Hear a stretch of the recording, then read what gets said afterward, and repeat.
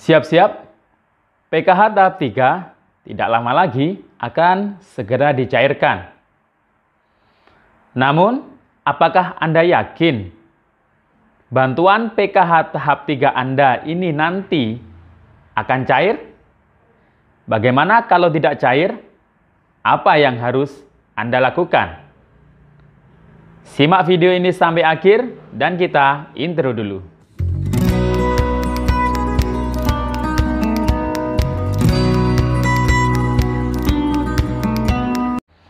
Assalamualaikum warahmatullahi wabarakatuh. Salam sejahtera, shalom, Om Swastiastu, Namo Buddhaya, salam kebajikan.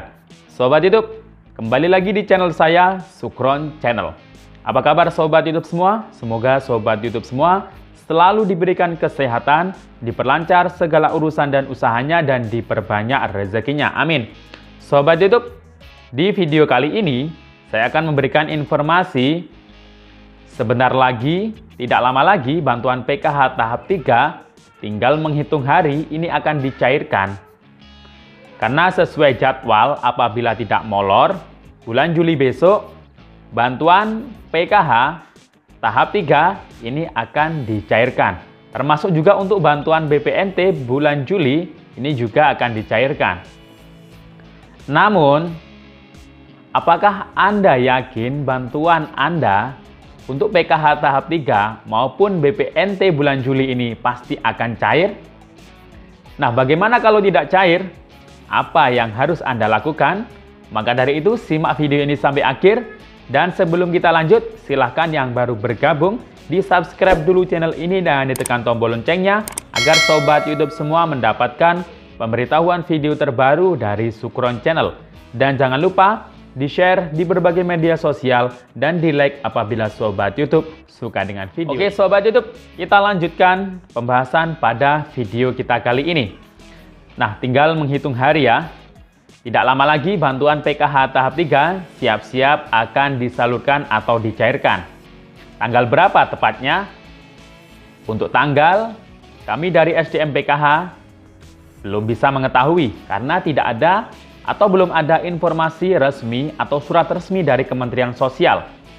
Jadi apabila ada berita yang mengatakan bahwa tanggal sekian PKH tahap 3 akan cair, saya pastikan untuk hari ini, di detik ini, itu merupakan berita yang hoax.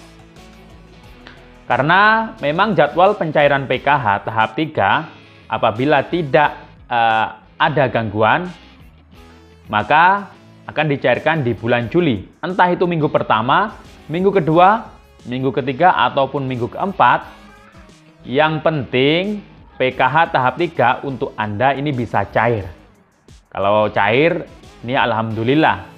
Jadi harap bersabar menunggu ya informasi resmi dari pendamping. Karena untuk pencairan PKH, baik di tahap pertama maupun tahap kedua, ini biasanya sebelum mengabarkan pencairan kepada KPM, pendamping biasanya mendapatkan SP2D atau data bayar yang berisi nama-nama penerima bantuan PKH yang bantuannya cair.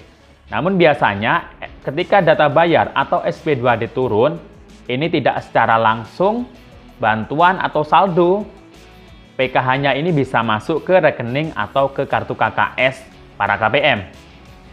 Karena pihak Bank Himbara dalam menyalurkan bantuan ini butuh proses.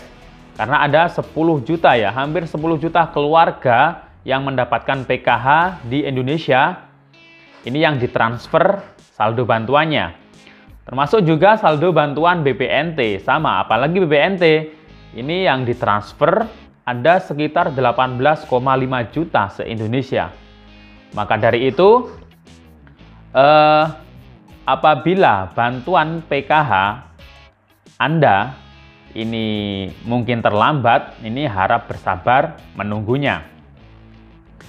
Nah, jadi untuk PKH tahap 3, nama-nama yang nantinya akan cair, ini sebenarnya sudah bisa diprediksi siapa saja atau KPM yang nanti bantuan PKH tahap 3-nya ini cair. Nah, untuk PKH tahap 3, pencairannya nanti ini mengacu pada data final closing tertanggal 5 Mei tahun 2021. Jadi, setiap selesai pencairan, setiap selesai pencairan maksud saya, itu nanti data-data para KPM PKH oleh pendamping PKH nanti akan dimutakhirkan melalui EPKH.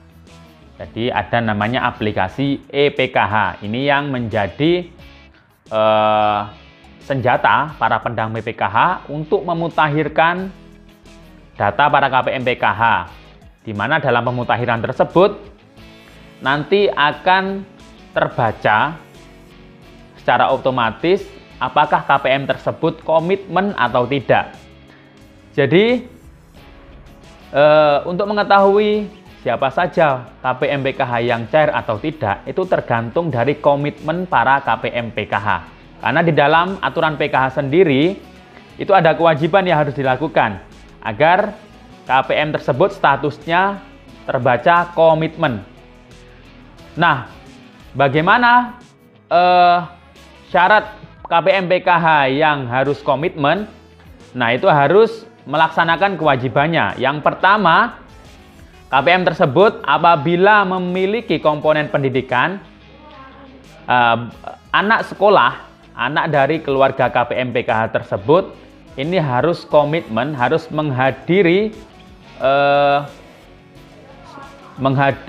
harus hadir ke sekolah dalam persentasenya ini 85% persentase tingkat kehadiran. Jadi nggak boleh bolos.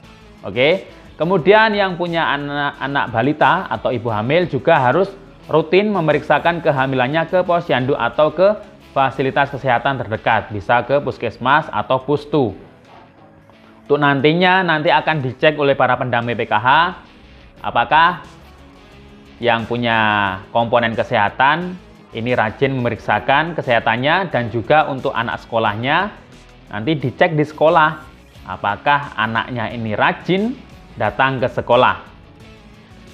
Nah, kemudian selain verifikasi pendidikan dan kesehatan, KPM PKH juga diwajibkan untuk menghadiri pertemuan kelompok setiap bulannya. Nah, itu menjadi salah satu absen ya nanti di EPKH. Jadi itu ya Sobat YouTube yang menjadi acuan siapa saja KPM PKH yang nantinya akan cair bantuannya di tahap berikutnya, atau kalau besok ini tahap ketiga. Jadi sudah bisa dilihat di final closing tanggal 5 Mei tahun 2021. Ini yang bisa melihat adalah para pendamping PKH. Jadi apabila Anda selaku KPM PKH merasa sudah memenuhi kewajibannya, yakni yang sudah diatur dalam aturan PKH, ini ya peluang besarnya ini nanti akan cair. Asalkan juga ini ada aturan terbarunya juga. Selain komitmen di EPKH, datanya juga tidak bermasalah di DTKS.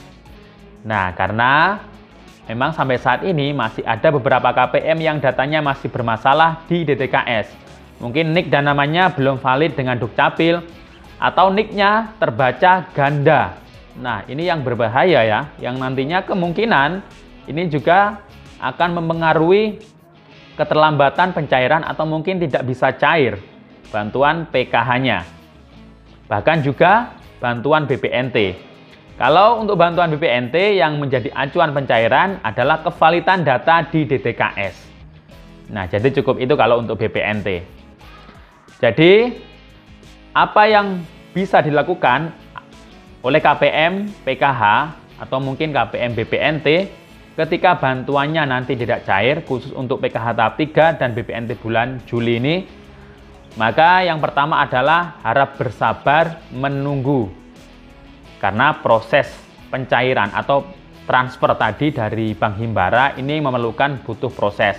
Atau mungkin data Anda masih dalam perbaikan. Karena mengacu di tahap kedua untuk pencairan PKH kemarin ada 11 termin. Jadi yang terlambat itu biasanya masih proses perbaikan datanya. Apabila sudah menunggu, mungkin kalau sekitar bisa ditunggu sekitar 4 minggu ya, atau mungkin 1 bulan.